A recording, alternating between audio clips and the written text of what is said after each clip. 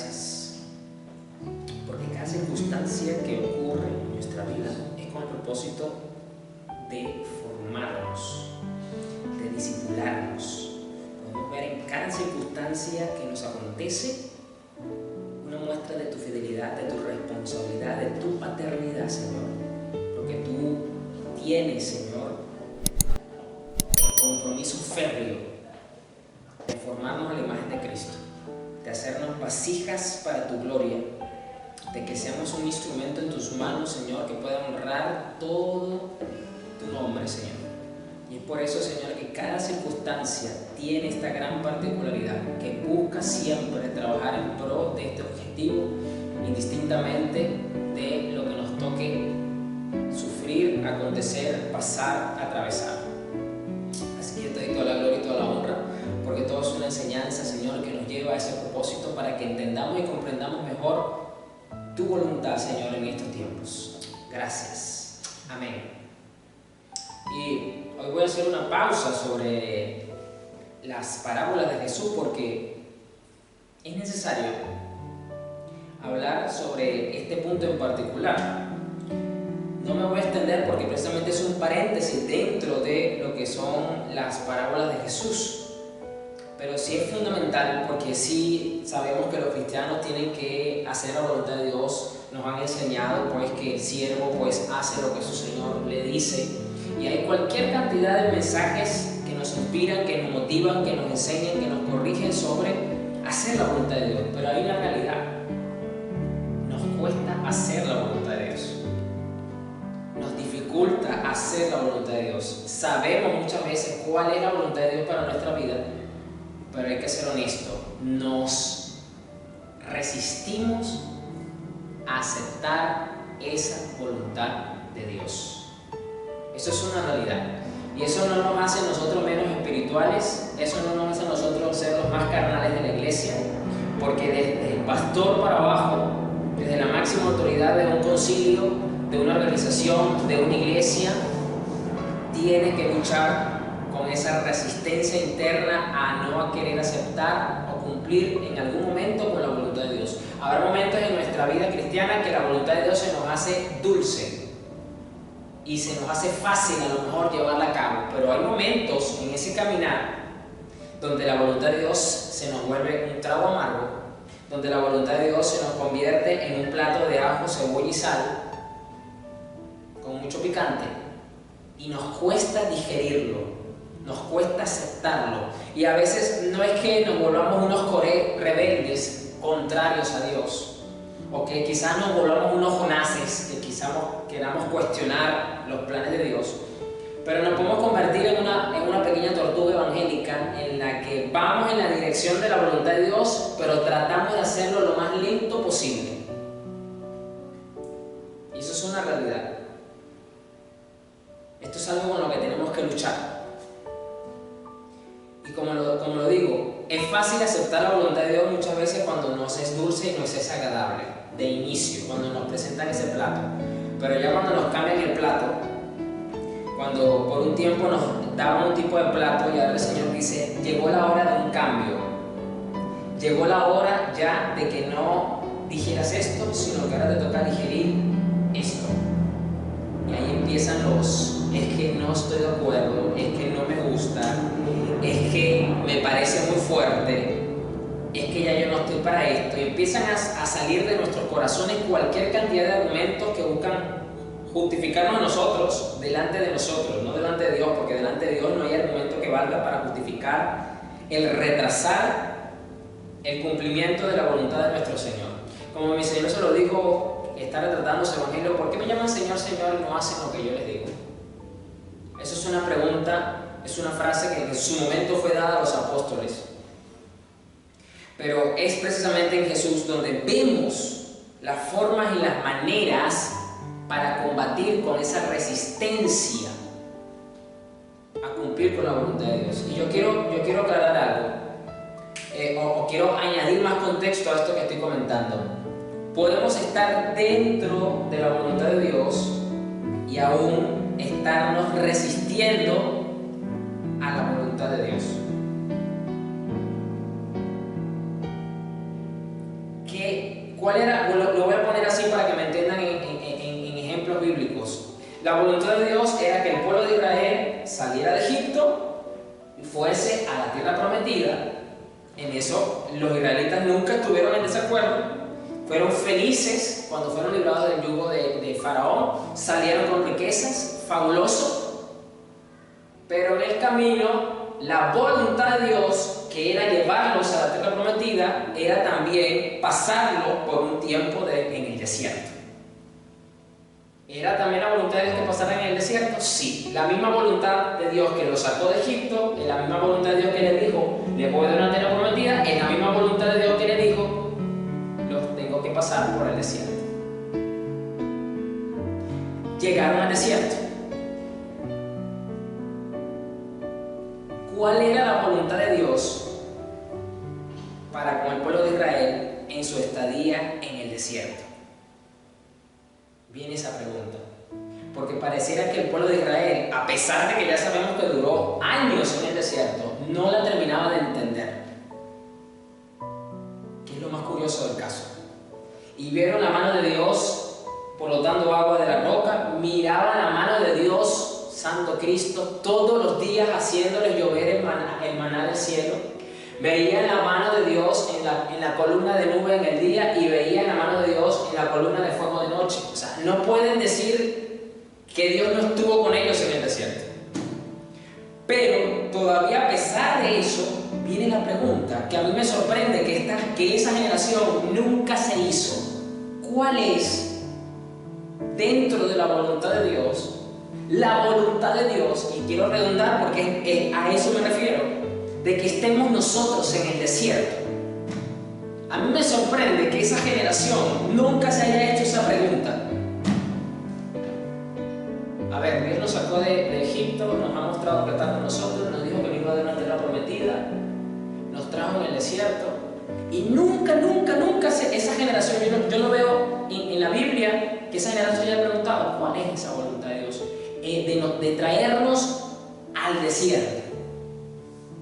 Yo creo que si ellos se hubiesen planteado esa pregunta, yo quiero que se hubiesen ahorrado mucho sufrimiento, considero yo.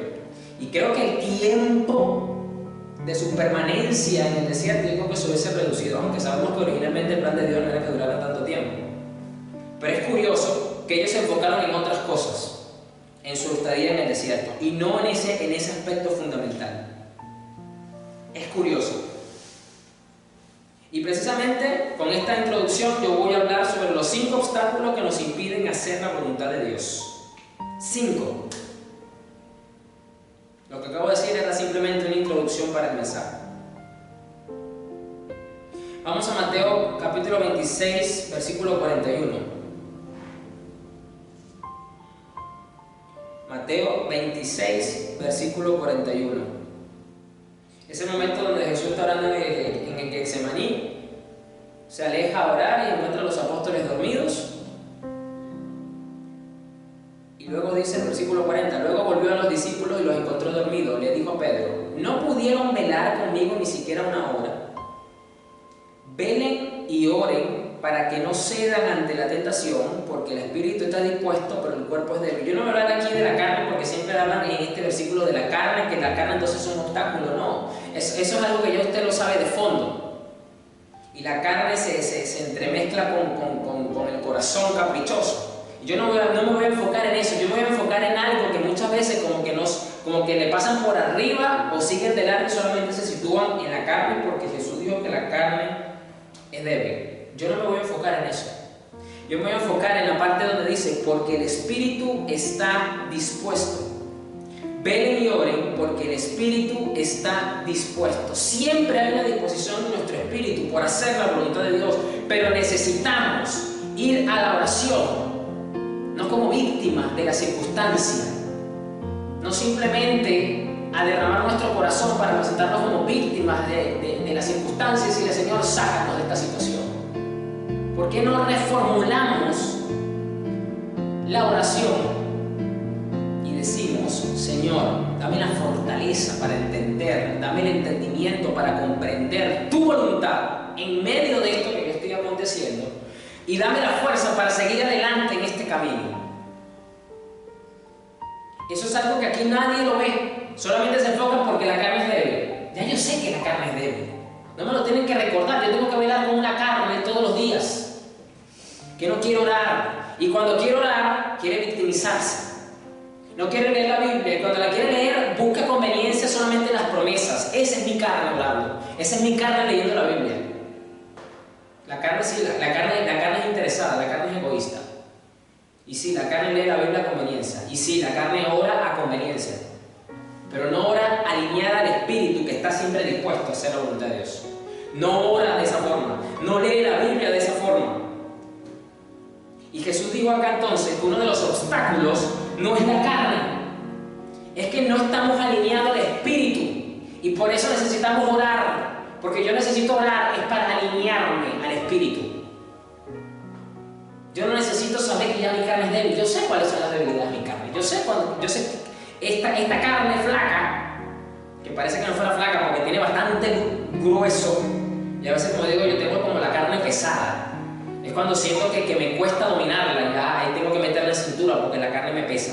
Es una forma mía de yo decir que ese deseo, ese impulso que siempre está batallando en mí, ya está como que agarrando otra vez forma. Tengo que volverlo a aplacar y meterlo en cuarentena.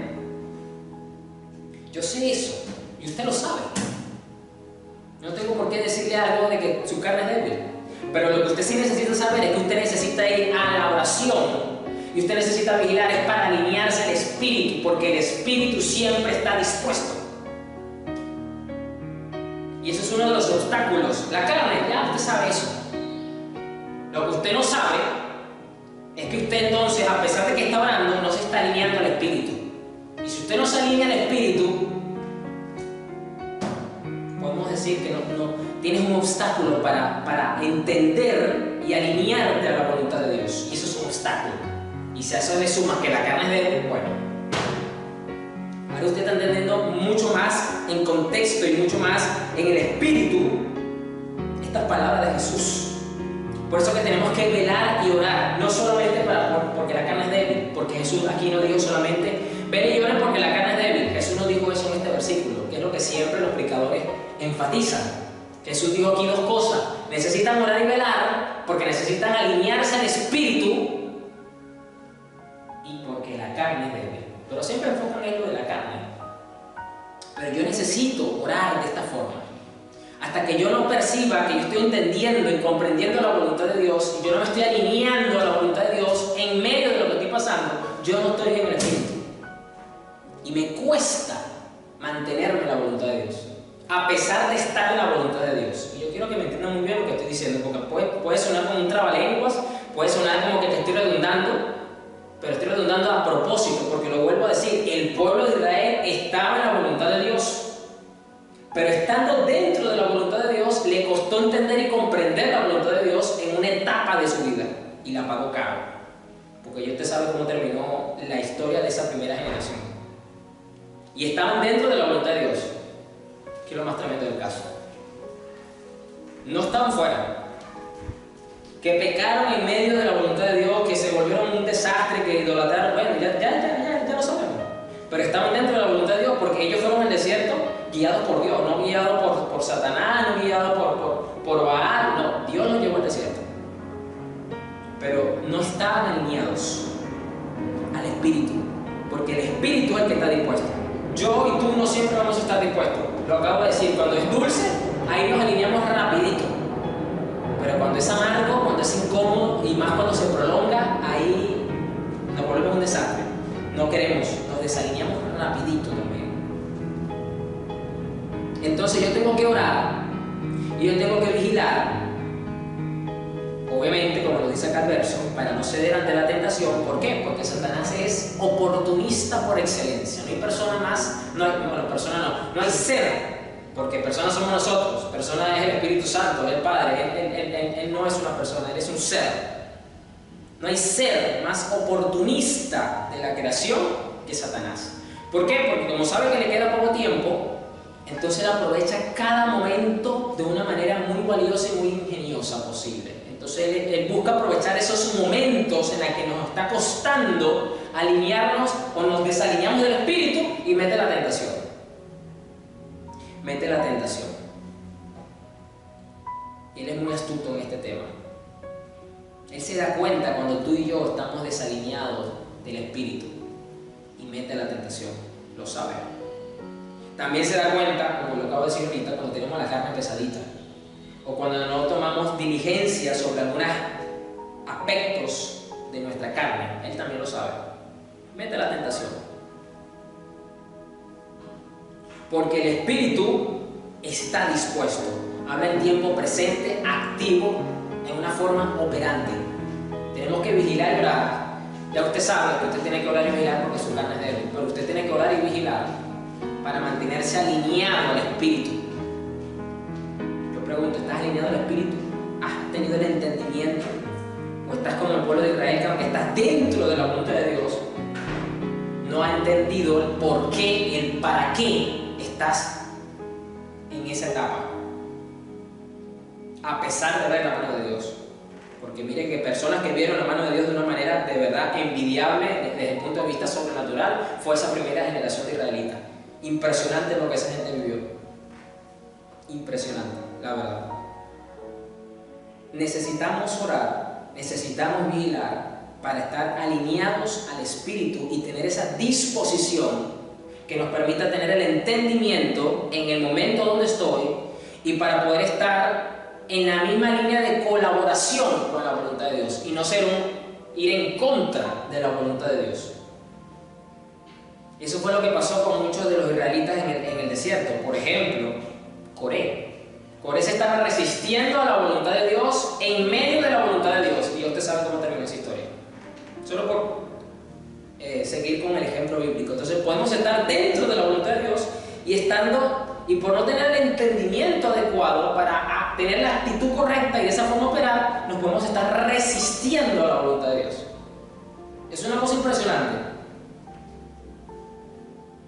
Velad y orar, porque el Espíritu, como lo dice Reina Valera, a la verdad está dispuesto. Cuando tú oras y tú te alineas al Espíritu, tú tienes el entendimiento de lo que es la verdad de Dios.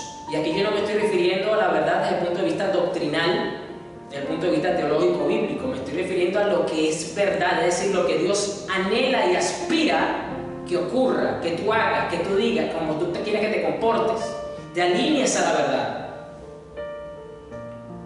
¿Y quién es el que dictamina lo que es verdad? Dios, el Espíritu Santo. Pero cuando no nos alineamos a eso, no estamos alineados con el Espíritu de verdad. Tremendo.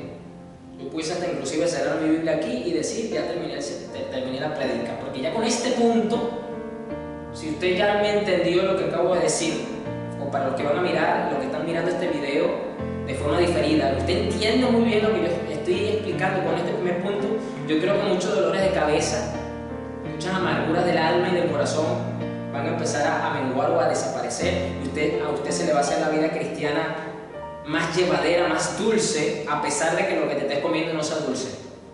O como le dijo Jesús a los discípulos cuando le dijeron, Señor, nosotros vamos a seguir donde tú vayas.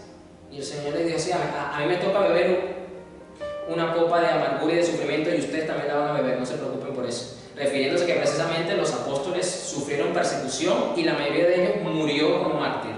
Así que les tocó beber y se cumplió esa profecía del Señor de que iban a beber de esa copa y bebieron de esa copa. Al principio no lo entendieron, pero luego sí lo entendieron.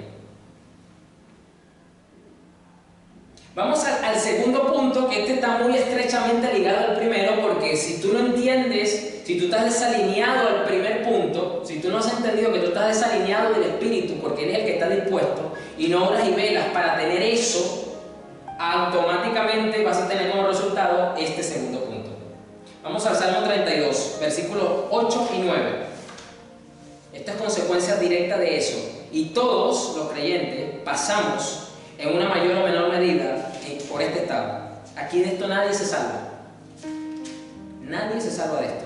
Salmo 32, versículo 8 y 9. Que lo reconozcamos es otra cosa, pero nadie se salva de esto. Esto es un salmo de David. Y el versículo 8 dice, el Señor dice, te guiaré por el mejor sendero para tu vida. Si usted lo adapta a los israelitas de la primera generación, usted puede decir, bueno, pero me dijiste que me ibas a llevar a una tierra prometida y me trajiste al desierto. ¿Este es el mejor sendero para mi vida? Sí. ¿Por qué? Ese era lo que ellos se tenían que preguntar en su momento, porque al parecer ninguno se lo preguntó increíblemente. Te guiaré por el mejor sendero para tu vida, te aconsejaré y velaré por ti. Aquí vemos la providencia de Dios y la guía de Dios a través de su Espíritu en nuestra vida. Pero miren lo que ocurre en el versículo 9, cuando nosotros no estamos alineados al Espíritu que siempre está dispuesto, el Espíritu de verdad. No seas como el mulo o el caballo, que no tienen entendimiento, que necesitan un freno y una brida para mantenerse controlados. ¿Cuál es este obstáculo? La terquedad de nuestro corazón. Somos tercos cuando estamos desalineados del Espíritu, que siempre está dispuesto, porque no tenemos el entendimiento y nos volvemos tercos, porque nos encerramos en posturas y en formas de pensar.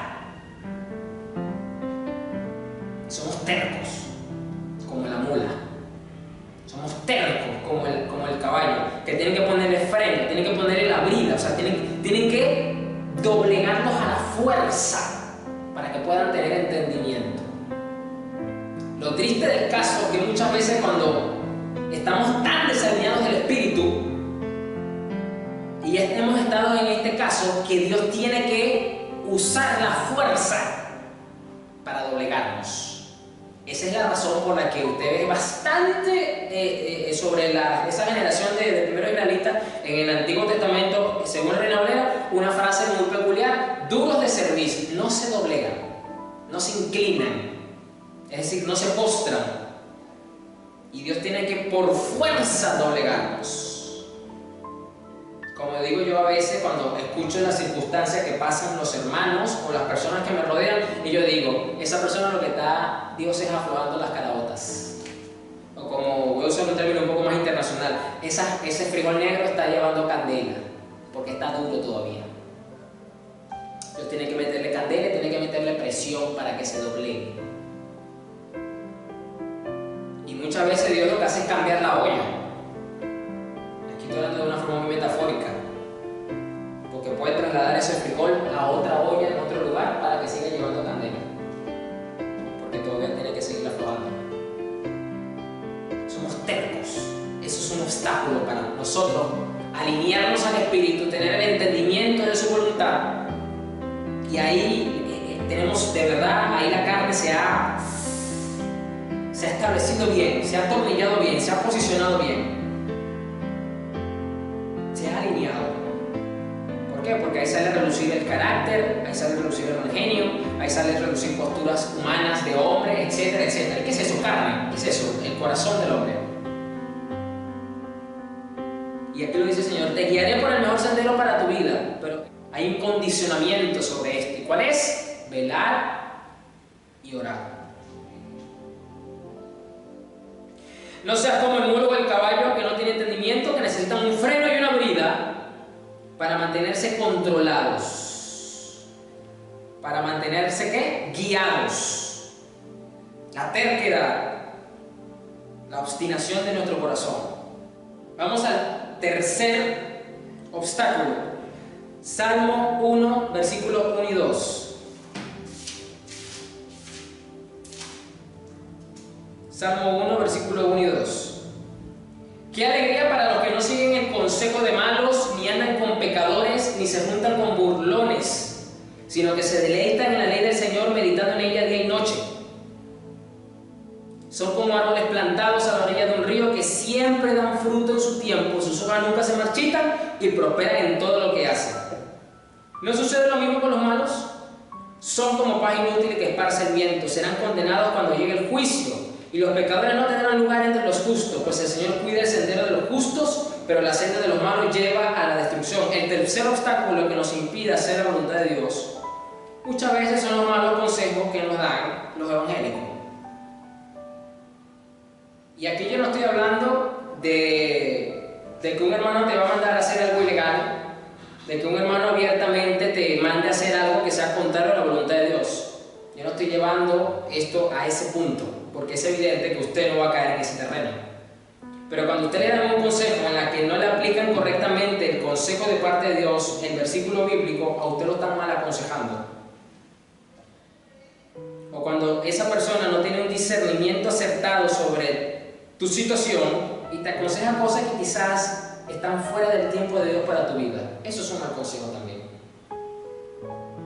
Eso es un mal consejo. Porque es evidente que si te viene el vecino que no es cristiano, que si te viene tu cuñado que es brujo, qué sé yo, y te dice algo, evidentemente tú lo vas a rechazar, porque tú dices, eso a Dios no le gusta, yo no lo voy a tomar. Es evidente que lo vas a hacer. Así que con nosotros los evangélicos, el mal consejo tiene otra forma y otra manera. Así que ese es otro obstáculo, porque precisamente cuando estamos dentro de la voluntad de Dios y nos hemos desalineado del Espíritu, cualquier hermano que conozca un poco nuestra situación, o cuando nosotros empezamos a pedir oración, porque los cristianos lo primero que hacen cuando tienen circunstancias es pedir oración al cuerpo de Cristo. Pero cuando usted pide oración al cuerpo de Cristo, usted siempre va a tener que dar algo de información, poquita o mucha, no lo sé, pero siempre todos tienen que dar algo de información. Y muchas veces el hermano o la hermana en la fe, por tener la buena intención de ayudarnos, no solamente de ayudarnos con la oración, que es muy valioso para todos nosotros, siempre va a buscar aconsejarnos de alguna manera. Pero ahí es donde hay que mirar si de verdad ese consejo es sensato, es sabio y se aplica a nuestras circunstancias, o simplemente pues va a quedar como para luego, o simplemente no es aplicable. Ese es prácticamente un mal consejo. Cuarto obstáculo. Vamos al Salmo 119. Salmo 119, versículo 105. Tu palabra es una lámpara que guía mis pies y una luz para mi camino. El desconocimiento de las santas escrituras, o como lo dice el libro de Oseas también, tu pueblo perece porque le faltó conocimiento. En la medida que usted y yo tenemos entendimiento de la palabra de Dios, se nos va a hacer más fácil discernir la voluntad de Dios en el momento en el que nos encontramos. Usted y yo tenemos una ventaja que no tenía la primera generación de israelitas. Ellos no tenían, porque apenas a ellos Dios los iba a usar para entregar la primera parte de este maravilloso libro que era la ley mosaica, como se le dice, ¿no? Que encierra todo. Pero tú y yo tenemos la santa y bendita palabra de Dios. Y para nosotros es un obstáculo el no tener un entendimiento de la palabra. Y yo siempre lo he dicho, todos somos ignorantes, pero no todos ignoramos las mismas cosas. Y no tenemos excusa delante de Dios para no profundizar en la santa palabra. Yo no tengo nada en contra de que usted se alimente, de que usted escuche buenos predicadores en las redes sociales, en YouTube, etc. Sí, eso está bien. Pero nunca eso va a sustituir el estudio personal de la palabra de Dios. Eso es fundamental. Y puede ser un obstáculo porque quizás la respuesta venga a través de un discernimiento, a través de una meditación profunda de las escrituras de un pasaje, y ahí se te ilumina el entendimiento y tienes la respuesta que estás buscando. Tienes la respuesta que estás pidiendo en oración. Lo que pasa es que los cristianos están esperando más un instrumento externo que Dios use para darnos esa respuesta. Es decir, que Dios use un predicador, que Dios use a un hermano que me mande un WhatsApp, X. Pero aquí puede venir la respuesta. Vamos a Mateo 14, versículo 24. Mateo 14. Mientras tanto, los discípulos se encontraban en problemas lejos de tierra firme, ya que se había levantado un fuerte viento y luchaban contra grandes olas. A eso de las 3 de la madrugada, Jesús se acercó a ellos caminando sobre el agua a las 3 de la mañana. Cuando los discípulos lo vieron caminar sobre el agua, quedaron aterrados, llenos de miedo, y clamaron: es un fantasma. Pero Jesús les habló de inmediato. No tengan miedo, dijo, tengan ánimo, yo estoy aquí. Entonces Pedro lo llamó: Señor, si realmente eres tú, ordéname que vaya hacia ti caminando sobre el agua. ¿Sí ven? Dijo Jesús. Yo quiero que entiendan algo. Vuelvo a lo que dije al principio, y aquí lo voy a hacer con una pregunta. ¿Era la voluntad de Dios de que una vez que Jesús terminó la alimentación de los 5,000, cruzaran al otro lado? Es una pregunta. Por supuesto que era la voluntad de Dios, porque Jesús lo mandó a ir al otro lado. Porque dice el versículo 22, inmediatamente después Jesús insistió en que los discípulos regresaran a la barca y cruzaran al otro lado del lago, mientras Él enviaba a la gente a casa. Les insistió. Ellos no querían irse. Y yo te voy a decir una cosa: cuando a ti Dios te insiste de que te muevas y tú no te mueves, tú vas a tener fracaso en ese lugar. No vas a tener resultados. Pastor, pero era la voluntad de Dios que ellos se quedaran ahí ayudando a Jesús en la alimentación de los 5,000. Al principio lo hicieron, pero aquí me dice el versículo 22 que ya no era la voluntad de Dios que ellos se quedaran allí con Jesús. Jesús dijo: váyanse al otro lado, móntense en la barca y crucen. Les tuvo que insistir. Es decir, los apóstoles fueron un poco tercos y Jesús les tuvo que insistir. Así que cuando tú te mantienes en un tiempo haciendo lo que Dios te mandó a hacer, pero ya no es el tiempo para que te sigas manteniendo haciendo lo que estás haciendo en ese lugar, te desalineaste del Espíritu y ya no estás en la voluntad de Dios. ¿Qué es lo que tenemos que hacer? Montarnos en la barca y cruzar al otro lado del lago. Yo no sé si te vas a tener que montar en un avión, si te vas a tener... No sé a dónde Dios te está mandando. Yo solo te voy a decir que a mí Dios ya me está mandando a montarme y a salir. Pero yo andaba un poquito como los apóstoles acá. Yo andaba medio remolón, yo andaba medio terqueando un poco. Y Jesús me tuvo que insistir. Tuvo que usar sus medios para hacerme entender: ya se acabó lo que te mandé a hacer acá, necesito que te muevas. Y después de despedir a la gente, subió a las colinas para orar a solas. Mientras estaba allí solo, cayó la noche. Y mientras tanto los discípulos se encontraban en problemas lejos de tierra firme, ya que se había levantado un fuerte viento y luchaban contra grandes olas. Es que precisamente cuando tú te enrumbas a hacer la voluntad de Dios en la nueva etapa que Dios te está mandando, no creas tú que no se van a levantar las olas, no creas tú que no se va a levantar la tormenta. Sí se va a levantar. Y nos toca luchar. Pero en medio de esa lucha ocurre precisamente esto que le ocurre a los apóstoles, versículo 26. Los discípulos lo vieron caminar sobre el agua y quedaron aterrados. Llega un punto que entonces llega la duda, llega la incredulidad, el miedo te toca fuerte el corazón, la incertidumbre pasa por tu mente con mucha frecuencia y la ansiedad y la angustia empiezan como a querer reclamar terreno sobre tu alma y sobre tu mente y sobre tu corazón. No es para menos la situación en la que estaban los apóstoles. Así que tuvieron terror, dice acá, quedaron aterrados. Porque en un punto de esa instrucción que el Señor te da, y ese te vuelve a aparecer, se te hace presente. Y Jesús les habló de inmediato: no tengan miedo, dijo, tengan ánimo, yo estoy aquí. Y es precisamente la presencia de Dios, es precisamente el Espíritu de Dios el que nos trae la calma, el que nos vuelve a traer otra vez a la paz, al gozo del Señor. Y viene la duda, viene un poco la incredulidad, como lo le pasó a Pedro. Señor, si realmente eres tú, ordéname que vayas a ti caminando sobre el agua.